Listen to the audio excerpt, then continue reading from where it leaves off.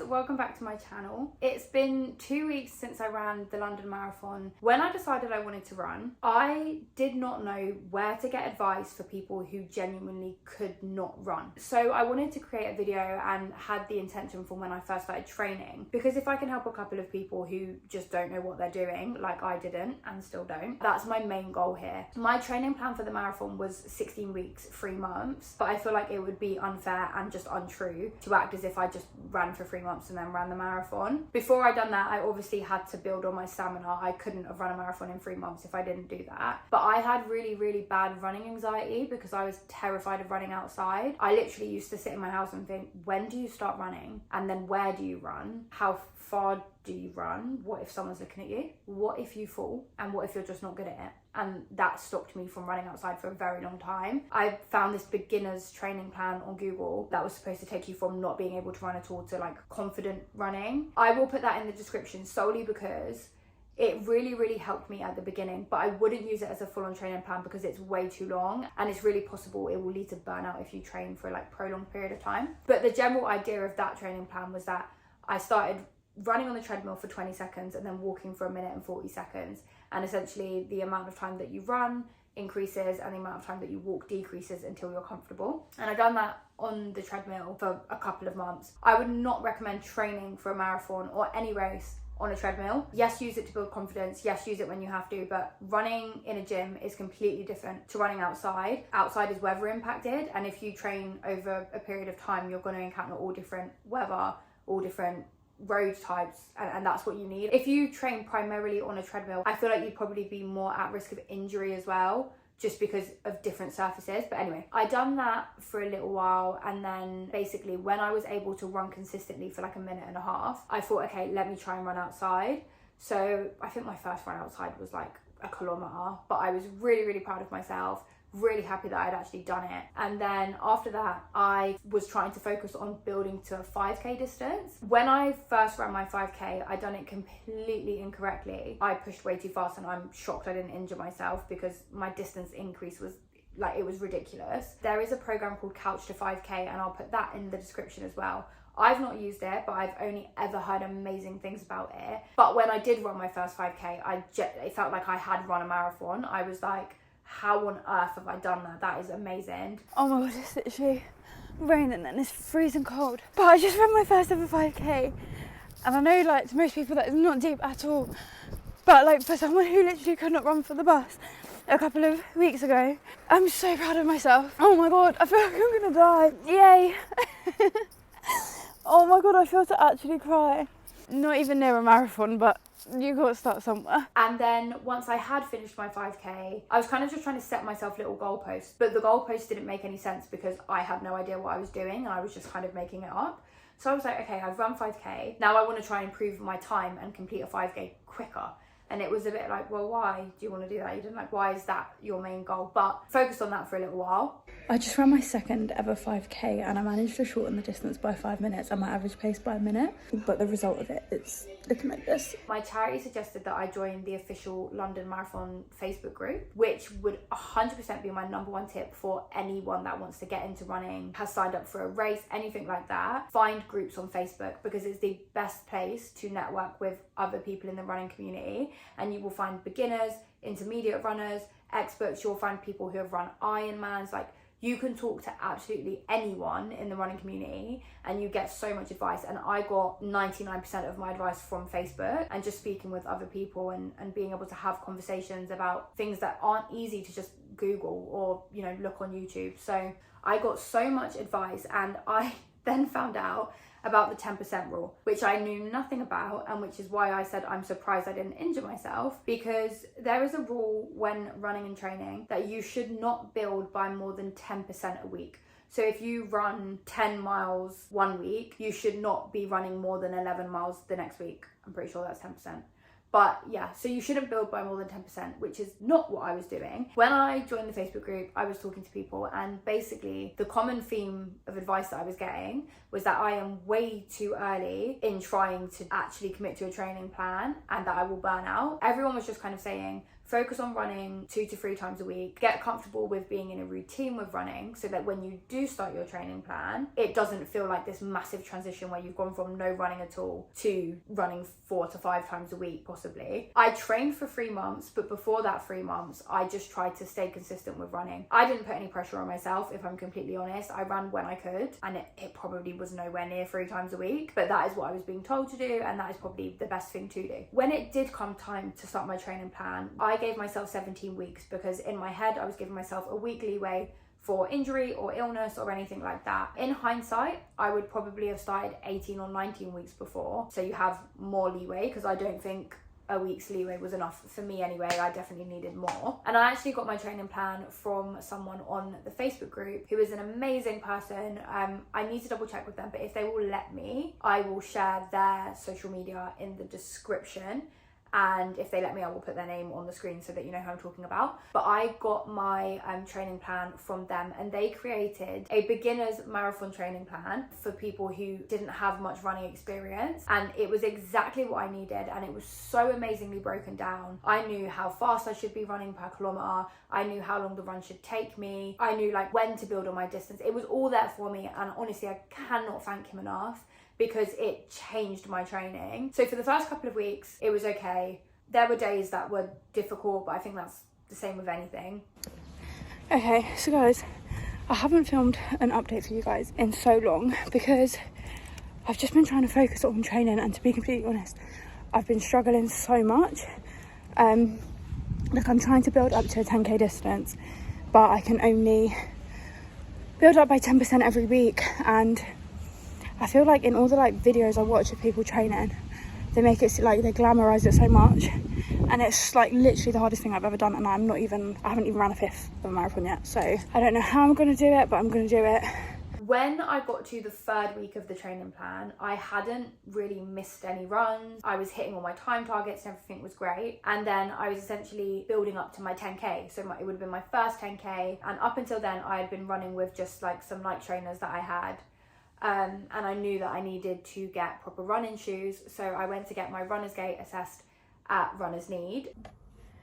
Okay, so I feel like I haven't given a marathon training update for ages, and I don't know why I've decided to do it now because I'm so tired. Noah broke her wrist yesterday, so we were in A&E until like 2 o'clock in the morning, and then I woke up at 6 and I'm so drained, but I'm on my 3rd week of my training plan and I'm trying really hard to stay consistent with it. The main reason for this update is because I finally went and got my runner's gait assessed at Runner's Need. These are the running trainers that I picked. They are Hoka, I think I'm saying that right.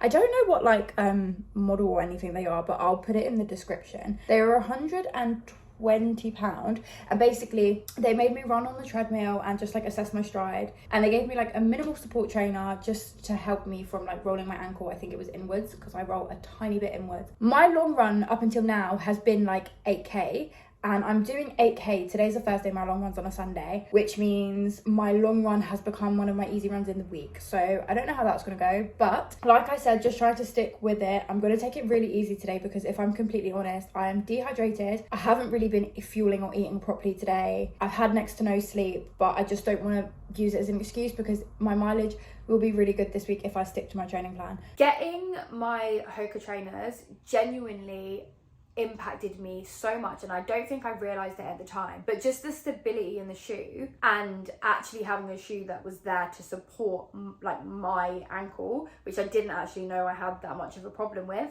but found out later. So 100%, like 1000%, if you can, go and get your runner's gait assessed, because once you get a trainer that is actually there to support you, it makes a huge difference. Don't run with trainers just because you have them. If it takes saving up, if it takes, waiting a little while, then that's completely fine. But just, have it on your list to get ticked off. Make it one of your goals. Once I've done that, I ran my first 10k, and my first 10k was actually still to this day one of my favourite runs. I found one of my favourite routes. I ran consistently for the whole time. I done it on target, and it was just generally an all-round really good run, and I was really proud of myself for completing it. There is a huge gap in my training because after I done my first 10k, it started to get really hot. It is literally just my luck that I trained in the hottest summer literally ever in London, and I struggled, and I started to really find it difficult to get out. I started experiencing chafing, which was like the worst thing ever because it was genuinely too hot to not wear shorts. And like Vaseline worked a little bit, but with the distances that I was running, nothing ever completely stopped it. And I started to kind of not want to film so much, so I didn't update for a little while, and I just kind of tried to push through. And I actually missed my first, I want to say 1 or 2 runs off of the advice of some other people that I was speaking to that said, you know, listen to your body, and if you're struggling, allow yourself to struggle and give yourself that time. I sat down and I said to myself, right, it's coming up now, it is August, it's going to be here before you know it. And I knew that I had my first half coming up, and at that point I think I'd probably done 12 and a half, maybe 13k, again in like 30-degree weather. So I thought, you know what, I can't do this anymore, I have to actually stay consistent and just get them done. So I went and done, I think it was my first 18k. I just done the longest run. Yeah, that run was so long. Shut up. But we got through it. You're so annoying. I just done the longest run that I've done so far. I ran 18 kilometers, which is 3 miles away from a half marathon. And I don't know if I'm like proud that I done it or just dreading doubling it, because I feel like I'm gonna actually pass out, and he's making me walk to get food and haven't even sat down. So Michael, stop. I can't physically feel my legs. Like, I got downstairs from the house and I was like, oh my god, I'm just gonna sit down. I was literally, I'm gonna have an ice bath because it's also 30 degrees. I don't know who told me to run. I don't know who told me to run in peak heat. Ow, my legs. Literally, like the whole run, I just felt like I was gonna pass out. I did walk a kilometre of it, because if I didn't do that, I think I would have actually just dropped dead. But still got the miles in nonetheless, and I just think I will never ever run midday ever again. But we done it, and it's so crazy. Like, if I compare today's run to like the first time I ran 5 kilometers, it's insane. But we're done, and I'm like 99.9% sure after I actually run the marathon that I will never run ever again, because my legs hurt a lot. But yeah, that's the update. So once I had done the 18k, I knew that I could do the 21, which is the half, but I was away when I done it. And to be completely honest, it was one of those weird runs for me where I really enjoyed it and I got like the biggest sense of pride out of it afterwards. But when I was actually running, I really struggled. I think a lot of training is about mentally just pushing through, even when you can't be bothered or you feel like you can't, because sometimes getting out and just trying is better than nothing. Even if you don't do the whole distance, even if it takes you longer, even if you hate every second of it, getting it done will always feel great and will always have like a really good impact towards race day. So yeah, I done it. I did have a massive issue with a swan though, and for some reason that is the only thing I filmed for the whole of my first half marathon. The only time I thought, yeah, take your phone out and film, was when I had an issue with a swan. Oh my god, no, stop it right now. I'm in Somerset.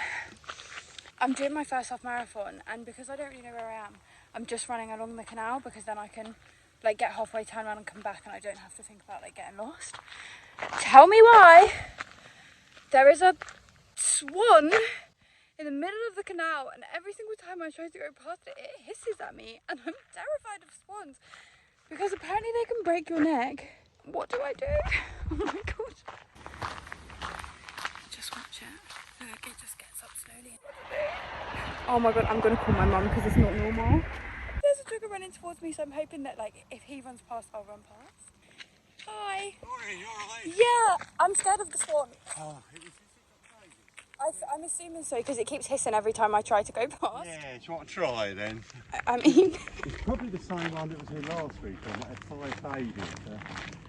Oh my actual Lord Jesus. Don't worry, stick close. Oh my god. Thank you so much, I'm so sorry. Once I had done the half marathon, I knew that, okay, I'm halfway there. I've got probably at this point like 5 weeks left of training, and then something happened where I must have taken a lot more time off of training than I thought I did, because I looked at my training plan and all of a sudden I was like a week or 2 weeks behind. Once I realized that I was behind in my training plan, I think I started to really stress. And where running before, as much as it was hard while I was doing it, was genuinely having a really positive impact on me. I was out all the time. I wasn't wallowing in my depression. I was active. I was healthy. But when I realized I fell behind, I think more than anything, I was just really scared I wasn't going to be able to do it. I just got to the point where I thought, you know what?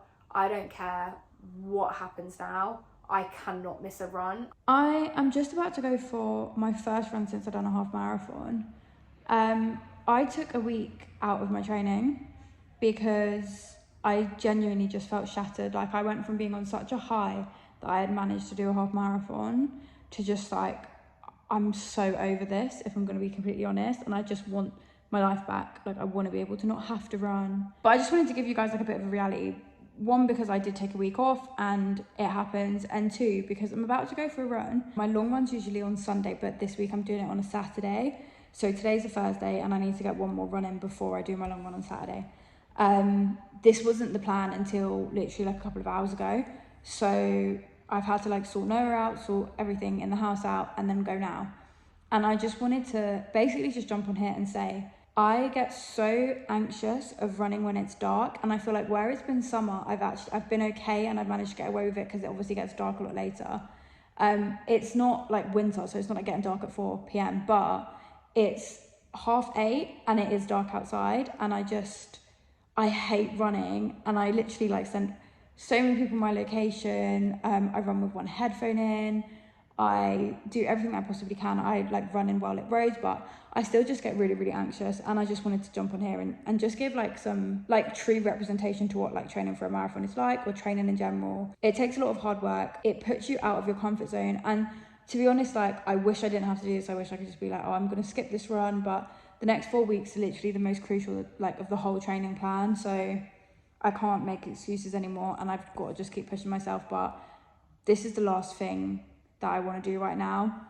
The run in itself, like, honestly, like, sounds dreadful to me as it is. But then the fact that it's dark and, like, it won't be busy out and just I won't feel safe, like, doesn't make it any better. So yeah, I don't know what filming this is going to actually do to help the situation, but I just thought it might be good to give an insight. But let's go, because I can't procrastinate anymore. And then once I got to kind of the end of my training plan, I'm going to be completely honest, I wasn't enjoying training anymore at all, not even a little bit. I hated it. So I decided to try something new, which was basically change the way I ran routes, which actually had a really positive impact on me, because I was focusing solely on running rather than like where I'm going. And I found a way to basically just make a lap a complete distance, and for me that really helped mentally. So I think if you're in a rut or you're really struggling with like getting the distance done, try not to focus on a route or like running a scenic route or a pretty route, and just kind of get that distance done, and just tell yourself, right, if I do 2 laps of this park, I've done 8k. So just get 2 laps done, and then that's it. I can go home, I'm done, don't have to think about it anymore. And for me, that really helped, especially towards the end. I just wanted to update because today is my long run. I'm running 24. I've run 3 just to get to the park, and literally I feel like hell. So I don't know how I'm getting through the rest of this, but we will. I'm also trying something really new, because I usually run like a full route, but today I'm just doing laps of the park, and I want to see if that like helps me mentally. So we'll see. But anyway, I'm gonna get on with this run and stop filming because people are looking at me weird. In terms of filming updates, I knew that my last long run would be the most important one. So I filmed loads with that run. So I'm just going to insert that clip here, because that gives like a better understanding of what my last long run was like. Okay, so ignore the sound of the giant helicopter that is going around and around in circles. But I wanted to just update because it's been 7 days since I had done my 23k. My 23k went so well. I got a half marathon PB, and I was really happy. Like I kept my pace up the whole run, and I felt good the whole run. And today I'm aiming to do 27 if I can push myself to 30, then 30k. But when I say I have not got 1 ounce of motivation in my whole body, like I've done absolutely everything I possibly can to procrastinate this run, and I feel like I'm just bored. I'm bored of running, I'm bored of training. I want my life back. I want to be able to decide, like, do you know what, I can't be bothered today, so I'm not gonna. Because if I do that today, then I quite literally will not finish this marathon. This is my last long run, and I'm trying to use that as like the reasoning as to why I should just get it done. Once it's done, it's out of the way, and then I taper until the actual marathon. I just can't do it. And I'm trying to like break it down in my mind. I'm like, okay, I've got to do 8 laps of Victoria Park.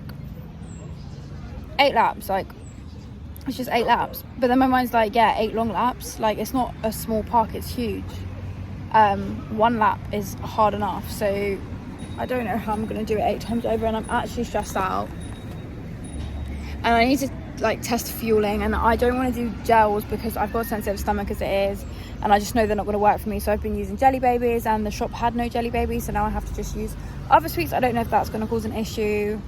I cannot bring myself to get up and run. I just can't be bothered, and I just wanted to show like the, I guess, realer side to training. Like, it's not, well, I mean, as you've seen like throughout this whole video, it's not easy. I haven't found it easy.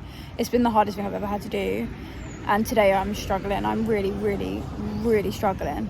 And it's the fact that I'm struggling to even start. It's not like, oh, I've started and this is hard for me. I'm struggling to even get up and do it. Okay, so guys, I'm at 10.5k and I'm still dying, and I'm trying so hard to shift this mindset, and it's just not happening.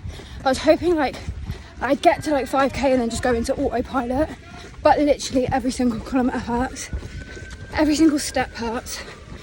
But I know that this is my last chance to get a long run in before the taper. If I don't do my longest run today, then my longest one will be last week, and that's 15 miles, and it's just not, it's not good enough. So I'm trying to be kind to myself, and if I need to take a minute and walk for a little while, then I'd rather do that and get the distance in than like push myself to run as fast as I can, or like focus too much on my pace and not complete the distance. So I guess, oh my god, let's manifest it. I will give another update at 20k. Update, I still have not completed this run. Yes, I am walking. I've done 21k, so I've done a half marathon, and I've done it in pretty much the exact same time as I'd done it last week. I've got 9k to go, and if I do this 9k, then I've run 20 miles, which is literally like crazy. That would be the furthest I've run ever in my life, and that is the furthest most people would suggest you run in training. I'm at 28k and I've got 2k to go until I'm at 20 miles, and I feel like a lot of this is going to be walked because I literally can't feel my hips. I'm so tired, but I'm so nearly there. I've just done 30k and stopped my watch and then double checked. 30k is 18.6 miles, not 20, meaning I've only done 18.6 miles, and I don't know if I have it in me to do another 2, so I think I'm just going to leave it. It's still a massive achievement. Now, when it came to my taper, I was so looking forward to not having to run ridiculous distances anymore, and I was genuinely so happy to just give myself a second. And I kid you not, my taper was the hardest part of my training, and I don't know where that came from or why it happened. Well, no, I do know where it came from and why it happened. Right, so when you do your taper, you are for the first time in weeks giving your body a chance to heal, and your body basically goes, what the hell was that? Why did you do that to me? And because you're still putting in miles, just a lot less, it's like in this weird in between, like I'm healing but still working, and it's just, you know, you're getting close to race day, you have anxiety about running and whether you're actually going to finish, and it just turns into this like this thing that has helped for so many months becomes really stressful and really real. And I was really low, and then I got ill, and that didn't help. And I think a lot of people actually find their taper really hard. So if you do get to the point in your marathon training where you're tapering and you're thinking, wow, why do I feel so rubbish? That is why. It's completely normal. It's very common, so don't stress about it. And if anything, I wish that I expected it. I think because I expected the complete polar opposite, it was almost harder. Another really important thing is when you get to that last kind of 4 days before you actually run your marathon or whatever race you're doing, eat 50 times more carbs than you think carb loading is. So when you hear, oh, you need to eat loads of carbs, times that by like 4. Because oh my gosh, when I found out like how many carbs was recommended for me to eat a day, I genuinely nearly died. Like I was like, I'm not really a carby person anyway. And I really struggled with carb loading, and I think that probably impacted me a lot when I actually done the race. It's not easy, it's hard, you feel sick, you feel bloated, it's a lot of effort. But yeah, just know that from now that you are gonna have to carb load just before. I got through my training plan like that. And I mean, I completed the race, so I must have done something right. But there are several things, and I feel like, to be completely honest, listening to this will probably help you more than listening to what I did do. There are several things that I should have done differently, and if I trained again, would do differently. And the main thing is strength training. I'm going to be completely honest, I probably strength trained twice in the whole of my training, which is ridiculous. And it's insane when you think about the amount of pressure you're putting on your legs to get you over such a long distance. They need to be strong, and cardio and running isn't enough for that. You need to actually strength train, and I just couldn't be bothered. And it's not a good enough excuse, and it impacted me massively. That's probably why I had so much pain in like my hip. 100% fit strength training in, even if you have to skip like one of your easy runs, fit strength training in. Second thing would be nutrition.